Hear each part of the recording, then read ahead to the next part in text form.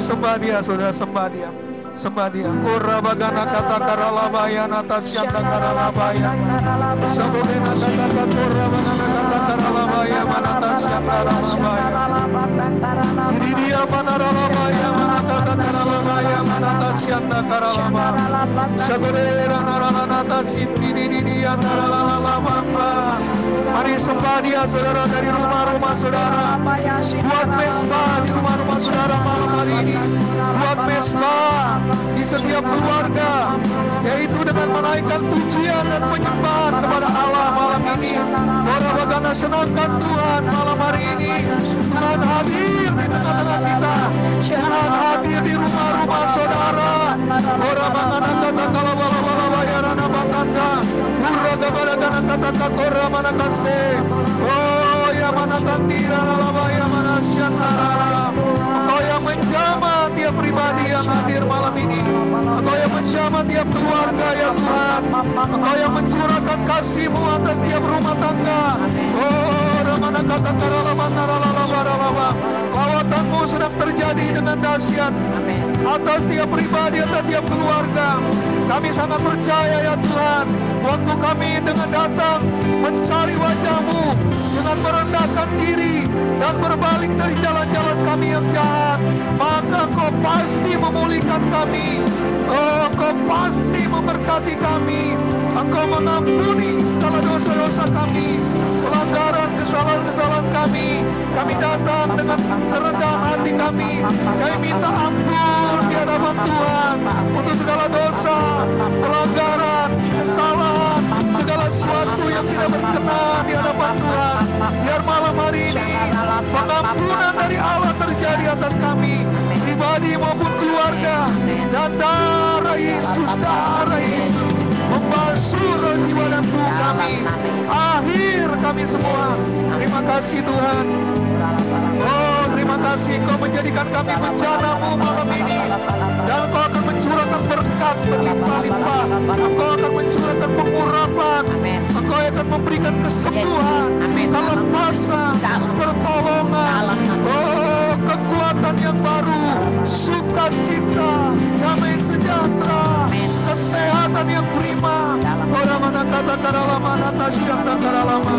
Engkau juga yang membuat kami berhasil ya Tuhan dan beruntung. Orang bagana kata kalabala ya syata. Akan ada mujizat demi mujizat. Engkau sedang nyatakan di tengah-tengah kami.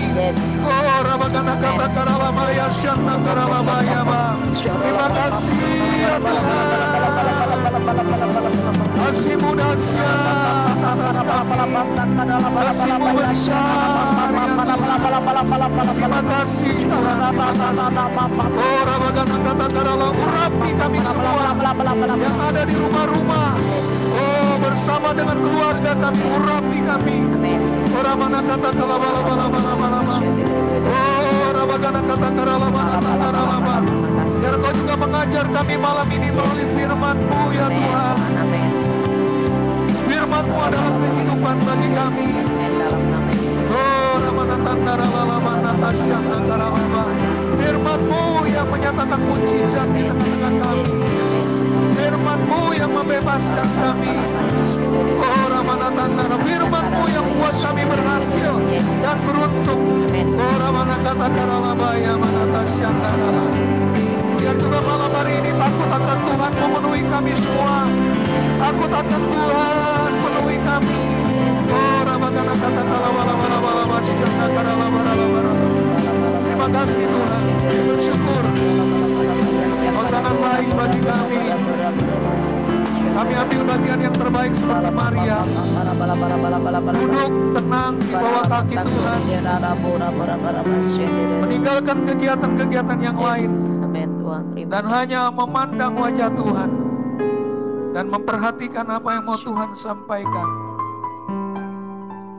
Demikian juga kami malam ini.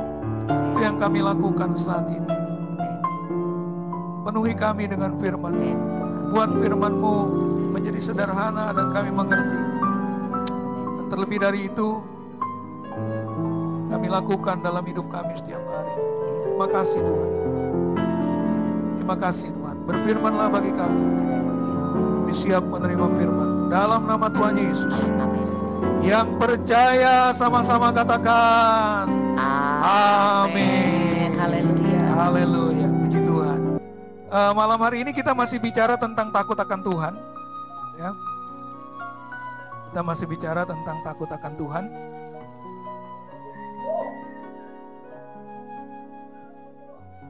Ya saudara ya. Takut akan Tuhan.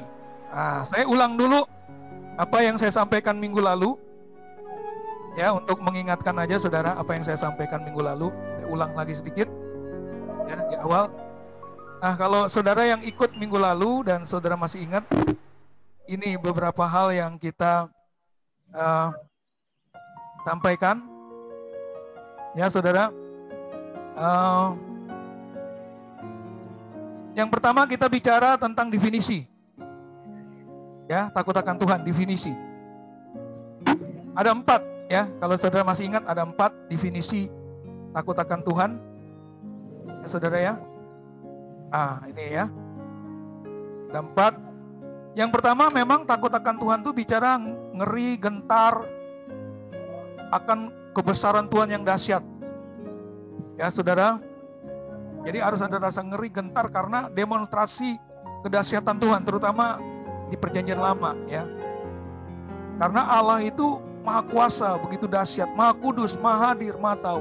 Lalu yang kedua juga, selain gentar dan takut juga, saudara, gentar dan ngeri, takut akan Tuhan juga ternyata keberadaan Tuhan yang luar biasa itu ya, yang kita melihat kuasanya, kekudusannya, kemuliaannya, keagungannya, itu membuat kita juga menjadi apa? Kagum. Ya, saudara, jadi takut akan Tuhan juga ada unsur kagum dan kemudian menghormati Tuhan. Ada unsur penghormatan. Itu nomor 2. Ya, lalu kemudian yang nomor 3 itu, takut akan Tuhan juga bicara tentang memang pertama kekudusan, keadilan dan kebenarannya, tapi juga jangan lupa takut akan Tuhan juga kita ngerti bahwa Tuhan itu juga Allah yang mengasihi. Tuhan itu juga Allah yang mengampuni. Nah, jadi seimbang nih saudara ya. Kalau cuma takut, ngeri, gentar, itu kayak kita ngadepin diktator gitu ya saudara ya. Tapi enggak, Tuhan itu ya saudara mengasihi, Tuhan juga mengampuni. Nah, ini luar biasa. Takut akan Tuhan juga ada perbandingan seperti itu ya. Nah, tapi memang walaupun Tuhan itu kasih, Tuhan itu mengampuni, harus kita ingat selalu, saudara, takut akan Tuhan itu juga didasari bahwa kita mengerti bahwa Allah itu tidak suka terhadap dosa. Nah, ini takut akan Tuhan juga kita harus tangkap ini. Allah tidak suka terhadap dosa, bahkan marah terhadap dosa. Nah, karena Allah marah terhadap dosa, maka Allah akan menjatuhkan hukuman. Itu saudara. Nah, ini juga pengertian ini juga harus ada di dalam takut akan Tuhan. Ya. Oke, saya berdoa 4 hal ini bisa kita pahami waktu kita bicara tentang takut akan Tuhan. Ya, kita bisa pahami ini. Ya, saudara. Oke, terus kemudian kalau kita lihat lanjut lagi, kita juga baca beberapa ayat firman Tuhan. Ya, saudara. Yang pertama mulai dari Perjanjian Lama. Ya, ayat-ayatnya sudah saya share juga gitu ya di melalui YouTube ya. Nah, saudara, di Perjanjian Lama kita tahu bagaimana caranya Allah mengajar supaya orang Israel pada waktu itu takut akan Tuhan dengan menyatakan dirinya secara langsung, menunjukkan Allah hadir dengan api, dengan asap, dengan guntur, kilat, gunung yang gemetar, lalu kemudian ada tiupan sangkakala, walaupun gak ada yang niup sangkakala, saudara ya. Jadi itu semua dipertontonkan di depan seluruh orang Israel. Sehingga itulah yang membuat orang Israel itu takut akan Tuhan. Nah, itu di Perjanjian Lama. Nah, bagaimana di Perjanjian Baru? Di Perjanjian Baru kita ingat ada cerita tentang Ananias dan Safira yang karena membohongi Roh Kudus itu disambar oleh Tuhan, mati di depan banyak orang. Ya, pertama Ananias, kemudian istrinya. Itu juga membuat mereka jemaat mula-mula itu belajar takut akan Tuhan. Itu ya saudara ya. Nah, di samping itu ada dua rasul besar di Perjanjian Baru, yaitu Rasul Paulus yang pertama. Rasul Paulus juga mengajari jemaat pada waktu itu untuk takut akan Tuhan dengan mengingatkan tentang apa? Tentang pengadilan. Bahwa segala sesuatu yang kita lakukan di bumi selama kita hidup, satu waktu akan kita bertanggung di dalam sebuah pengadilan. Kita akan diadili oleh hakim, segala hakim. Nah, jadi itu yang membuat harus ada rasa takut akan Tuhan. Karena kita akan menghadapi pengadilan. Nah, kalau Rasul Petrus yang ngajari di Perjanjian Baru tentang apa? Tentang hari Tuhan. Dia ingetin tentang hari Tuhan, saudara. Hari Tuhan itu apa ya? Hari di mana Tuhan menyatakan murkanya terhadap bumi. Mungkin kita pernah dengar istilah kiamat. Nah, kira-kira begitulah. Yaitu bumi ini akan satu waktu akan hancur, saudara. 21 murka Allah akan dicurahkan ke bumi. Hari Tuhan itu dimulai pada waktu Tuhan Yesus datang di awan-awan. Nah, kita percaya bahwa kita yang sungguh-sungguh hidup takut akan Tuhan, yang sungguh-sungguh jadi mempelainya Tuhan, kita diangkat. Kita nggak ngalami murka Allah di hari Tuhan itu. Kita akan diangkat ke awan-awan. Ngalami rapture. Nah, tapi itu hanya terjadi kepada orang yang takut akan Tuhan. Kalau enggak, saudara, kita akan masuk itu ke dalam hari Tuhan itu, ketemu dengan Antikris, lalu ketemu dengan 21 murka Allah yang luar biasa atas bumi. Wah, ngeri. Ngeri. Dan itulah yang sebenarnya diingatkan oleh Rasul Petrus kepada jemaat pada waktu itu supaya takut akan Tuhan ada pada mereka. Nah, ini ya kesan yang kita pelajari pada minggu lalu. Ya, boleh saudara ulang-ulang lagi ya. Nah, sekarang kita akan masuk kepada hal yang baru. Kita akan bicara tentang bagaimana aplikasinya. Tadi kan kita bicara tentang teorinya ya, saudara ya. Sekarang bagaimana aplikasinya? Prakteknya. Gitu loh, saudara. Bagaimana prakteknya? Nah, saya mencatat di sini mungkin masih banyak lagi ya. Tapi saya hanya bicara 6 hal saja malam hari ini pada saudara. 6 hal aja pada saudara. Praktek dari takut akan Tuhan. Jadi kalau gini, kalau ada orang berkata, aku takut akan Tuhan, harus dilihat dong dari buahnya. Ya. Nah, buahnya itu meliputi 6 hal ini, saudara. 6 hal ini. Nah, oke, saya perbesar. Kita lihat 6 hal ini apa. Nah, ya. Lihat situ saudara ya. Aplikasi takut akan Tuhan. Ada 6. Ada berapa saudara? Tuh ada 6. Ada 6 ya. Ya, kalau saudara takut akan Tuhan harusnya 6 hal ini ada dalam hidup saudara. Kira-kira begitu. Jadi jangan asal ngomong aja, saya takut akan Tuhan, saya takut akan Tuhan. Harus dibuktikan. Ada nggak 6 hal ini dalam hidup kita? Nah, gitu ya. Sebenarnya masih banyak lagi, tapi ya udahlah kita bicara ini dulu yang 6 hal penting ini ya. Yang pertama apa saudara? Orang yang takut akan Tuhan itu, dia akan serius dengan firman Tuhan. Nah, amin. Orang yang takut akan Tuhan, dia akan serius dengan firman Tuhan. Ya, tekun dengan firman Tuhan. Itu kita bilang begitu nomor 1 itu. Nah, kita lihat ayatnya. Kita lihat ayatnya ya. Ini dia ayatnya. Ulangan 17 ayat 19, itulah yang harus ada di sampingnya dan haruslah ia membacanya seumur hidupnya untuk belajar takut Tuhan Allahnya dengan berpegang pada segala isi hukum dan ketetapan ini untuk dilakukannya. Nah, ini kan ketentuan orang raja. Jadi waktu itu Musa mengingetin Israel bahwa satu waktu kalau mereka minta raja, rajanya itu harus seperti ini. Rajanya itu dia harus mencari hukum Taurat, ditaruh di sampingnya, lalu dia harus membacanya seumur hidupnya. Untuk apa? Dia baca hukum Taurat, dia baca firman Tuhan, supaya dia takut akan Tuhan. Lalu kemudian dia berpegang pada isi dari firman Tuhan itu. Jadi kita bisa simpulkan, saudara. Tolong yang mikrofonnya masih hidup. Ini saya dengar suara anak-anak ya. Tolong dimatiin ya mikrofonnya ya. Mikrofonnya tolong dimatiin, mengganggu khotbah. Tolong. Ya. Kalau sedang khotbah, biarkan mikrofon saya aja yang hidup. Yang lain dengerin ya, saudara. Oke ya, kita lanjut ya. Jadi, yang pertama, kalau saudara berkata, saya takut akan Tuhan. Nah, buktinya apa? Saudara serius dengan firman. Tekun dengan firman Tuhan. Nah, itu yang pertama. Dan ini kita sudah belajar juga di pertemuan sebelum-sebelumnya ya. Saya memperkenalkan istilah kepada saudara KTM. Ya, muncul lagi suara.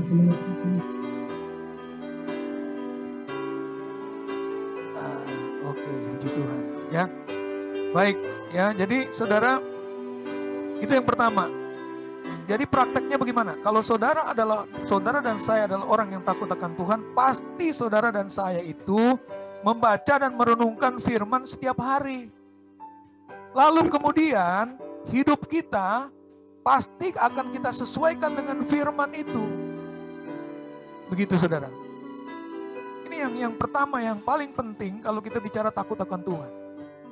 Orang yang takut akan Tuhan, dia akan baca, renungkan firman Tuhan setiap hari, dan dia akan menyesuaikan hidupnya dengan firman Tuhan yang dia baca dan dia renungkan itu, atau dia dengarkan dari khotbah, atau dia baca dari buku-buku rohani, atau dia dengar dari kesaksian-kesaksian.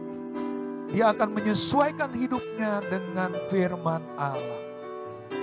Oke, itu yang pertama, ya. Nah, kita maju lagi.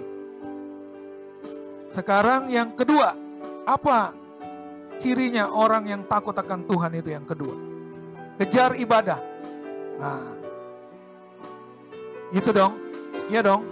Kalau saudara berkata saya takut akan Tuhan, pasti saudara rajin beribadah. Kalau saudara berkata saya takut akan Tuhan, saudara tidak akan mudah mengabaikan ibadah, lebih memilih kegiatan lain. Mungkin ada orang berkata begini, orang Kristen nih. Saya takut akan Tuhan, tapi begitu ada ibadah dia milih nonton TV. Dia milih main sama anaknya. Dia milih belanja keluar atau ngobrol-ngobrol sama temennya. Ada ibadah, dia sudah diundang di ibadah. Ada informasi bahwa malam ini ada ibadah, tapi dia masih milih yang lain. Saya meragukan dia takut akan Tuhan.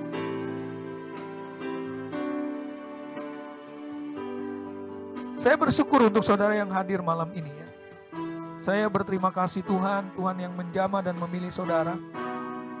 Ya, tapi masih banyak loh jemaat kita yang sampai saat ini saya sudah japri, saya sudah ingetin, saya sudah pengumuman berkali-kali, sampai malam ini belum muncul juga dalam ibadah.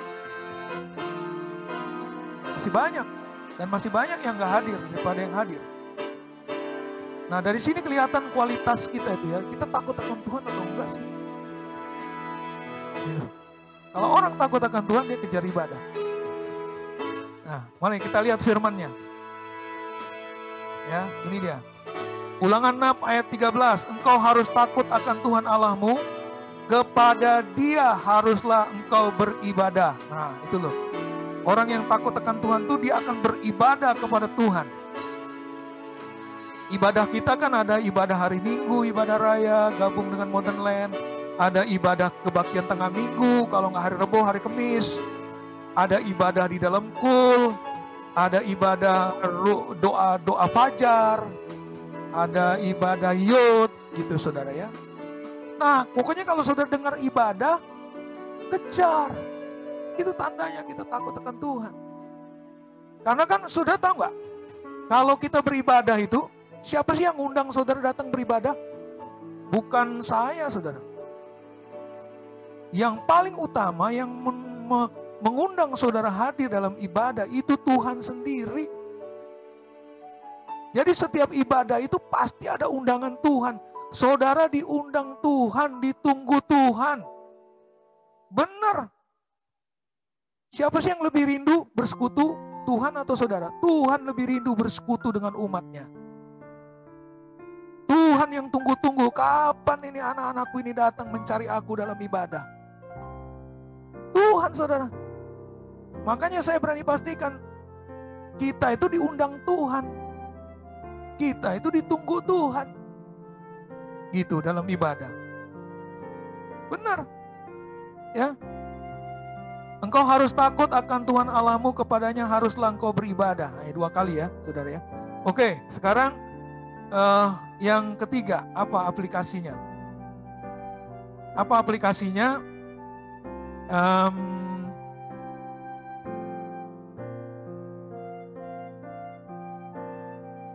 Orang yang takut akan Tuhan. Nah, ya. Saya ambil ini dari 4 ayat dan kemudian saya simpulkan, gitu ya. Saya simpulkan. Kita ambil dari 4 ayat kemudian saya simpulkan. Nah, ayat-ayatnya itu seperti ini. 2 Tawarik 19 ayat 9. Ia memerintahkan kepada mereka, kamu harus bertindak dengan takut akan Tuhan, dengan setia dan dengan tulus hati. Nah, gitu saudara. Jadi ini hubungannya dengan kesetiaan dan ketulusan hati. Makanya orang yang takut akan Tuhan itu dia pasti setia dan dia hatinya murni dan tulus. Gitu ya. Saudara, kemudian yang kedua, orang yang takut akan Tuhan itu orang yang berhikmat. Nah, gitu ya. Berhikmat. Sehingga tindakan-tindakannya tuh terukur, benar, kudus gitu, berhikmat. Lalu kemudian yang ketiga, Amsal 8 ayat 13 itu, orang yang takut akan Tuhan itu, takut akan Tuhan ialah membenci kejahatan. Nah, ini takut akan Tuhan itu membenci kejahatan. Ini jelas ya saudara ya. Contoh-contohnya ada tuh, contohnya kejahatan di situ, kesombongan, kecongkakan, tingkah laku yang jahat, mulut yang penuh tipu muslihat. Lalu yang keempat, siapa yang berjalan dengan jujur takut akan Tuhan. Jadi takut akan Tuhan itu orang yang jujur. Orang yang takut akan Tuhan itu orang yang jujur. Nah, berdasarkan 4 ayat firman Tuhan ini, saya simpulkan, ini kan semuanya bicara tentang integritas, saudara. 4 ayat ini semua bicara tentang integritas. Berarti orang yang takut akan Tuhan itu, dia akan berjuang untuk membangun integritas di dalam hidupnya. Amin. Ya. Ya saudara ya. Jadi itu, orang yang takut akan Tuhan itu dia akan bangun integritas. Jadi kembali lagi, KTM, kejar ibadah, tekun dengan firman Tuhan, membangun integritas. Itu didasari semuanya, 3 hal ini didasari takut akan Tuhan. Kalau saudara tidak takut akan Tuhan, maka saudara tidak bisa tekun akan firman Tuhan. Saudara tidak bisa kejar ibadah. Saudara akan ibadah nggak penting. Ibadah nggak penting, gitu kan? Nah, gitu. Lalu kemudian, ya saudara nggak mau bangun integritas, saudara nggak mau bangun kekudusan hidup. Akan susah, gitu ya. Nah, oke. Lanjut lagi. Yang keempat sekarang. Apa artinya takut akan Tuhan itu? Yang keempat adalah orang yang sorry. Saya baik lagi. Yang keempat, siapakah orang yang takut akan Tuhan itu? Adalah orang yang percaya kepada Tuhan, atau dalam kurung saya sebut iman. Orang yang beriman, orang yang percaya penuh kepada Tuhan. Hai orang-orang yang takut akan Tuhan, percayalah kepada Tuhan. Nah, gitu saudara. Hai orang-orang yang takut akan Tuhan, percayalah kepada Tuhan. Makanya hari-hari ini kan gembala pembina itu ngajarin kita ya saudara. Kita ini harus terus diam di rumah, ya kan? Mengurangi mobilitas, mengurangi kerumunan, diam di rumah. Supaya kita bersekutu dengan Tuhan, supaya iman kita dibangun, sehingga akhirnya di masa-masa pandemi ini, iman kita itu dibentuk seperti baja. Nah, jadi orang yang takut akan Tuhan itu dia bertindaknya dengan iman, dia percaya penuh dengan iman. Saya mulai praktekkan juga imannya saudara, mulai dari perkara-perkara kecil saudara mulai gunakan iman. Beberapa hari ini ya saudara, dalam 2 minggu ini ya, saya kan olahraga lari di satu lapangan.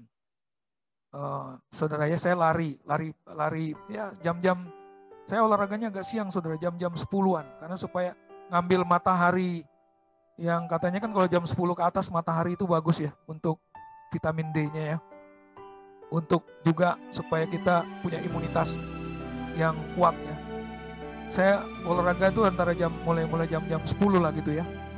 Nah kadang-kadang itu jam 10 tuh turun hujan rintik-rintik, lalu udah mulai mendung segala macam gitu. Sampai saya kadang, waduh gimana nanti olahraga. Tapi di situ tiba-tiba Tuhan ingetin, disinilah kamu praktekkan iman. Jadi saya tetap berangkat walaupun udah mendung, bahkan udah rintik-rintik hujan pun, saya keluar dari rumah itu. Saya keluar dari rumah, dan apa yang saya lakukan sepanjang perjalanan? Saya gunakan iman. Saya bilang begini sama Tuhan, tolong hentikan hujan ini Tuhan. Saya mau olahraga, saya butuh sinar matahari Tuhan. Untuk tubuh saya butuh sinar matahari. Saya butuh waktu 1 jam aja Tuhan. 1 jam aja Tuhan, supaya saya bisa lari. Supaya panas mataharinya, hujannya berhenti. Mendung-mendungnya diusir. Nah, saya gunakan iman. Dan saya puji Tuhan loh saudara, beberapa minggu ini saya nggak pernah terkendala dengan hujan. Dan biasanya hujan itu turun setelah saya selesai. Saya selesai olahraga sekitar jam 11:30, jam 11 gitu udah selesai, baru hujan turun. Beberapa kali itu saudara. Saya pikir juga ya, oh begini rupanya ya belajar mempraktekkan iman itu ya. Mulai dari hal-hal kecil. Pakai iman. Nah itu orang yang takut akan Tuhan saudara. Orang yang takut akan Tuhan akan bertindak dengan iman. Amin. Ayo saudara, apa masalah saudara dalam hidup saudara? Pakai iman. Ya. Bukan Imanudin ya saudara ya. Iman. Ya iman. Jadi pakai itu. Ah ini orang yang takut akan Tuhan. Yang keberapa nih? Yang keempat ya. Nah sekarang kita maju lagi. Apalagi kalau kita bicara tentang orang yang takut akan Tuhan. Orang yang takut akan Tuhan itu ternyata cirinya adalah orang yang suka memuji-muji Tuhan. Ah, dahsyat. Ya saudara ya, suka memuji-muji Tuhan. Dahsyat saudara. Nah, kita lihat ayatnya nih. Mazmur 22 ayat 24. Kamu yang takut akan Tuhan, pujilah Dia. Amin. Jadi saudara, dalam kebaktian tengah minggu seperti ini, kalau masanya pujian penyembahan, pertama saya dorong saudara jangan telat. Tadi saya lihat sih, maaf ya, saya harus ngomong juga. Banyak juga di antara kita itu yang masuknya pujian penyembahan udah jalan, bahkan udah jalan 10 menit, udah jalan 15 menit. Wah saudara, gak begitu. Saudara harus start dari awal, udah siap-siap paling gak 5 menit sebelumnya lah, masuk room Zoom. Ya masuklah 5 menit sebelumnya, atau 3 menit, 4 menit. Masuklah udah siap-siap. Jangan masuknya pas pujian udah jalan. Ya telat saudara. Ya di situ kelihatan saudara nggak begitu penting, pujian nggak begitu penting sama saudara, penyembahan nggak begitu penting. Jangan. Saya nggak mau terlambat pujian penyembahan sama Tuhan. Nggak mau saya.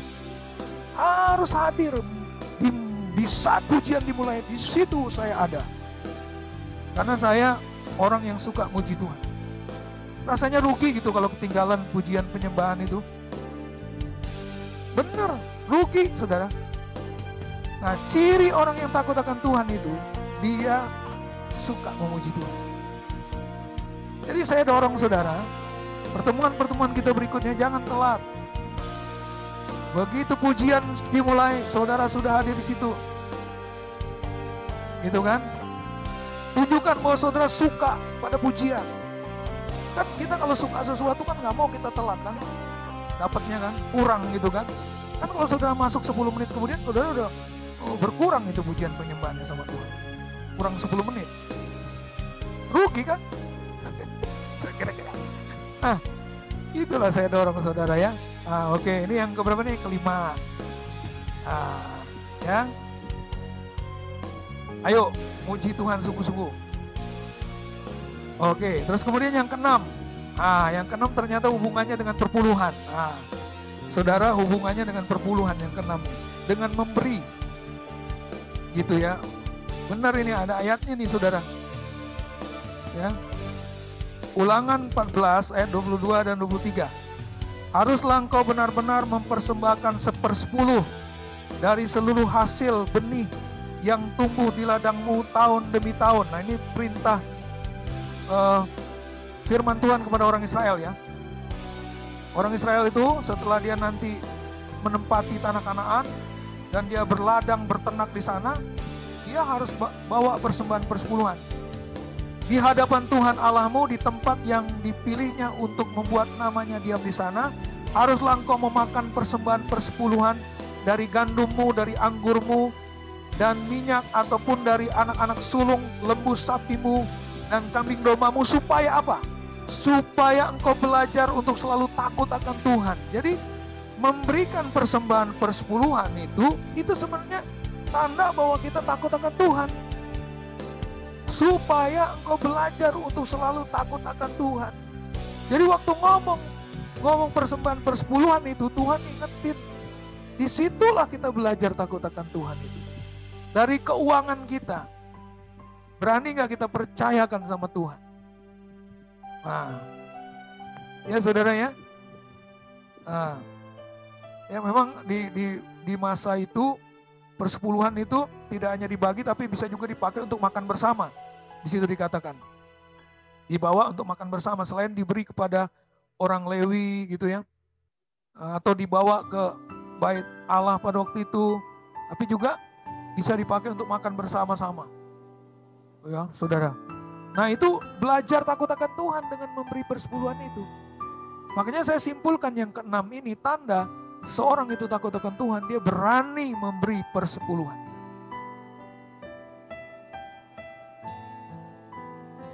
Dia berani berkorban untuk Tuhan dari sisi keuangan.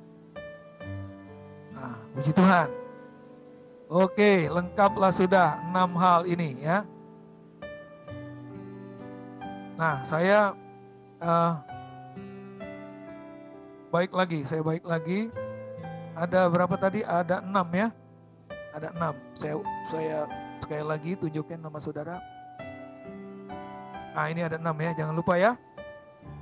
Tandanya orang takut akan Tuhan. Tekun dengan firman, kejar ibadah, membangun integritas, percaya kepada Tuhan atau beriman kepada Tuhan, suka memuji Tuhan, dan berani memberi persepuluhan.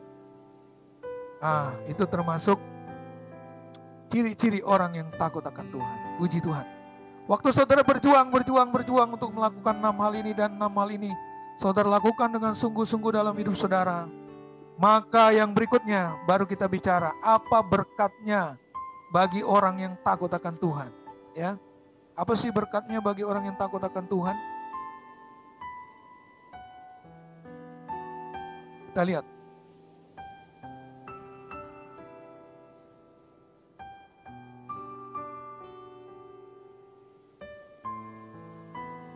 Nah ini, ya ada 8 saya catat. Mungkin masih banyak lagi ya, tapi kita bicara yang 8 hal ini aja dulu. Ada berapa saudara? Berkat yang akan kita terima waktu kita hidup takut akan Tuhan ada 8. Ya, ada 8. Yang pertama adalah panjang umur. Nah, percayalah saudara dan saya, panjang umur kalau kita takut akan Tuhan. Kecuali Tuhan menghendaki lain gitu ya. Memang umur kita itu tergantung Tuhan. Tapi takut akan Tuhan adalah memperpanjang umur. Kita lihat ayatnya. Yang pertama ya. Takut akan Tuhan itu memperpanjang umur. Itu Amsal 10 ayat 27. Takut akan Tuhan memperpanjang umur. Tapi tahun-tahun orang fasik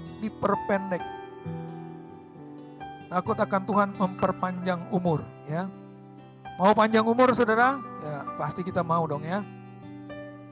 Takut akan Tuhan. Nah, ya berkatnya itu berkatnya panjang umur. Nah, terus kemudian yang berikutnya, saudara, kita lihat lagi tadi ya. Lewat. Ini kita lihat nih tadi. Yang kedua apa? Yang kedua adalah orang yang takut akan Tuhan akan alami pertolongan melalui mujizat. Nah, saudara kan berharap mujizat ya, berharap ditolong Tuhan, takut akan Tuhan saudara. Hiduplah takut akan Tuhan. Pasti pertolongan Tuhan itu datang dengan berbagai cara yang di luar akal dan pemikiran kita. Ini kalau saudara baca 2 Raja-Raja 4 ayat 1 dan ayat-ayat berikutnya, ini diceritakan tentang satu saat ada seorang janda di mana suaminya adalah nabi dan suaminya itu udah mati. Dia datang kepada Elia. Hambamu itu telah mati. Hambamu itu suamiku telah mati. Dan engkau tahu bahwa hambamu itu takut akan Tuhan. Dan saat ini penagih hutang sudah datang ke rumah kami dan akan mengambil anak-anak kami. Rupanya ada hutang yang menyebabkan penagih hutang datang dan mau ambil anak-anaknya untuk dijadikan budak. Karena janda ini tidak sanggup membayar hutang. Tapi dia infokan kepada Elisa bahwa suaminya itu takut akan Tuhan. Dia adalah hambamu. Memang Elisa itu bosnya para nabi pada waktu itu kan. Nah, jadi dia bilang hambamu itu takut akan Tuhan. Nah, oleh karena itulah kemudian Elisa dituntun Tuhan dan Elisa berkata kepada janda itu, apa yang kau punya di rumah? Aku hanya punya sebuah buli-buli berisi minyak. Oke, kalau gitu kamu kumpulin bejana-bejana dari tetangga-tetanggamu itu. Lalu kamu masuk ke dalam rumah beserta dengan anak-anakmu, kunci pintunya, lalu kamu tuang itu minyak yang ada dalam buli-buli itu, yang gak begitu banyak itu, kamu tuang ke dalam bejana-bejana itu. Kamu ambil bejana yang banyak, gitu kan? Benar aja saudara, dia dapat bejana yang banyak, lalu dia mulai tuang minyak itu. Dan waktu dia tuang, apa yang terjadi? Minyaknya gak habis-habis, sampai semua bejananya penuh. Lalu dia lapor lagi sama Elisa. Lalu Elisa bilang, sekarang jualah minyak itu dan bayarlah utangmu, dan lebihnya hiduplah dengan itu semua. Jadi pertama dia lepas dari hutang secara mujizat. Yang kedua, hidupnya juga kelimpahan. Itu berkat orang yang takut akan Tuhan. Padahal orangnya udah meninggal, saudara. Nabi yang takut akan Tuhan itu udah meninggal, tapi istrinya diberkati, anak-anaknya diberkati. Begitulah pembelaan Tuhan itu luar biasa kepada orang yang takut akan Tuhan. Udah meninggal pun orangnya, anak-anaknya, istrinya diberkati Tuhan, luar biasa. Amin, saudara. Nah, yang ketiga, ya, yang ketiga itu ditunjukkan jalan. Lalu yang keempat juga bicara tentang jadi sahabat Tuhan. Mari kita lihat ayatnya.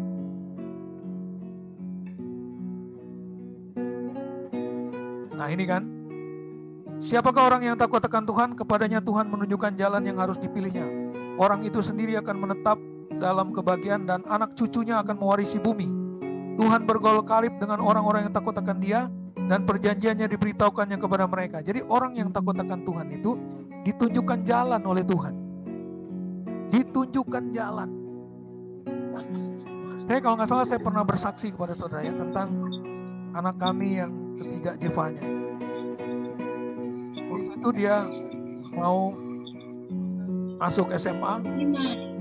Kemudian kami sebenarnya rindu anak kami ini dapat sekolah yang terbaik sama seperti dua orang kakaknya. Waktu itu kami nggak ada uang, nggak punya biaya untuk masukin ke sekolah favorit.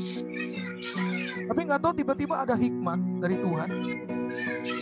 Itu ya, dikasih jalan, saya mulai periksa sekolah-sekolah di sekitar BSD dan ternyata saya dapati ada satu sekolah yang sebenarnya kualitasnya hampir sama dengan sekolah-sekolah yang pernah dulu ditempati oleh anak-anak saya, Esther dan Yemi itu. Hampir sama sekolah itu. Lalu Tuhan beri hikmat supaya anak saya ini udah disuruh les. Karena ternyata saya tanya-tanya, mau masuk situ tuh minimal NEM-nya harus 9, rata-ratanya 9. Nah, Tuhan beri hikmat supaya anak kami ini masukin les.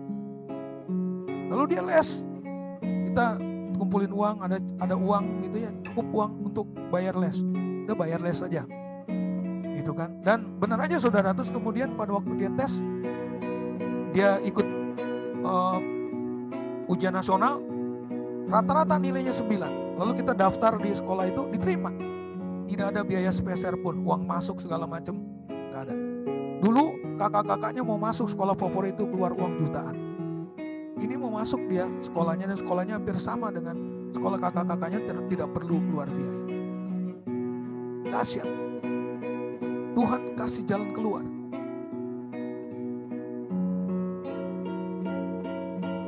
Ya saudara, luar biasa.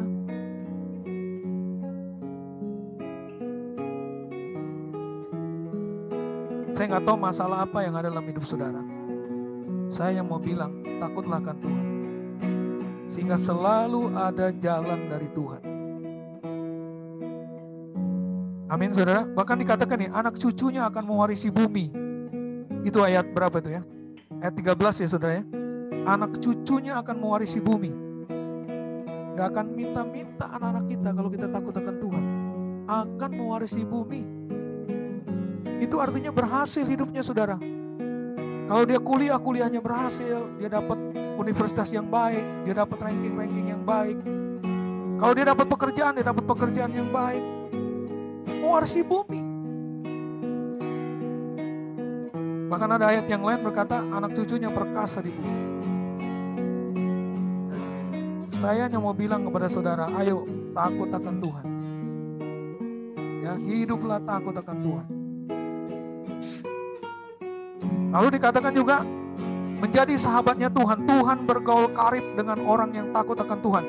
Kalau kita takut akan Tuhan, maka Tuhan bergaul karib dengan kita. Kita menjadi sahabatnya Tuhan. Dan kalau kita sahabatnya Tuhan, Tuhan akan kasih tahu rahasia-rahasianya sama kita. Kayak kita lah punya seorang sahabat. Sahabat kita kan akan cerita rahasia-rahasianya. Oh, dia juga akan berjanji menolong kita. Baru-baru ini ada teman saya datang. Dia bilang, Lek, lu doakan ini ya. Doakan ini. Kalau nanti berhasil, sekian persen untuk kamu. Nah, kira-kira begitu. Itulah kalau seorang sahabat. Dia bisa berjanji, menyampaikan janji-janjinya kepada kita. Sama juga kalau Tuhan menjadi sahabat kita, kita bergaul karib dengan Tuhan. Janji-janji Tuhan akan diberikan kepada kita. Nah, amin saudara. Ya, itu yang luar biasa. Lalu kemudian kita lihat lagi. Ya, berikutnya. Nah, orang yang takut akan dia, Tuhan udah pasti diberkati. Mazmur 115 ayat 13. Memberkati orang-orang yang takut akan Tuhan, baik yang kecil maupun yang besar, memberkati, ya, pasti diberkati. Lalu kemudian orang yang takut akan Tuhan pasti berbahagia. Berbahagialah setiap orang yang takut akan Tuhan, yang hidup menurut jalan yang ditunjukkannya.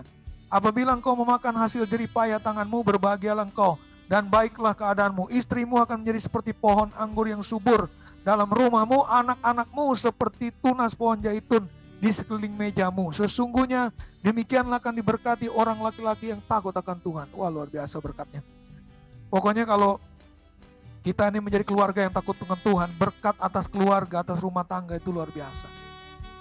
Amin. Ya, maju lagi.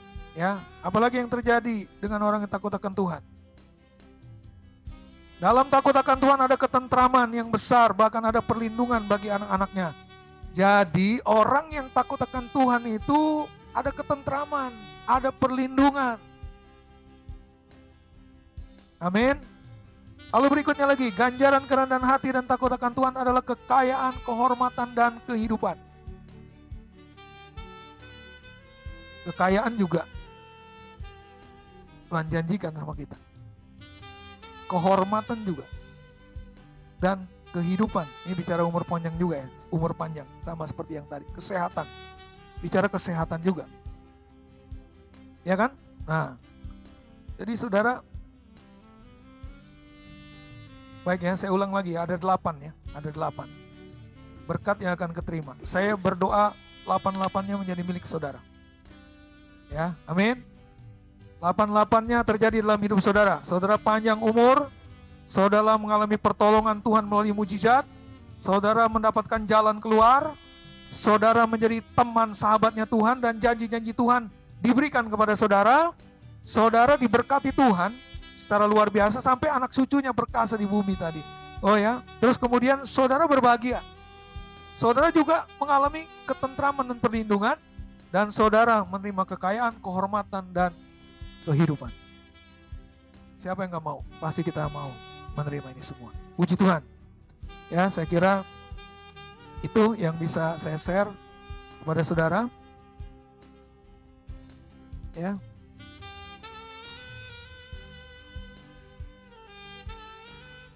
Malam hari ini saya berharap apa yang saya sampaikan ini, apa yang firman Tuhan sampaikan menjadi pedoman dalam hidup kita, dan kita terus berjalan dalam hidup ini sepanjang tahun 2021 menjadi orang-orang yang menerima janji-janji Tuhan yang luar biasa.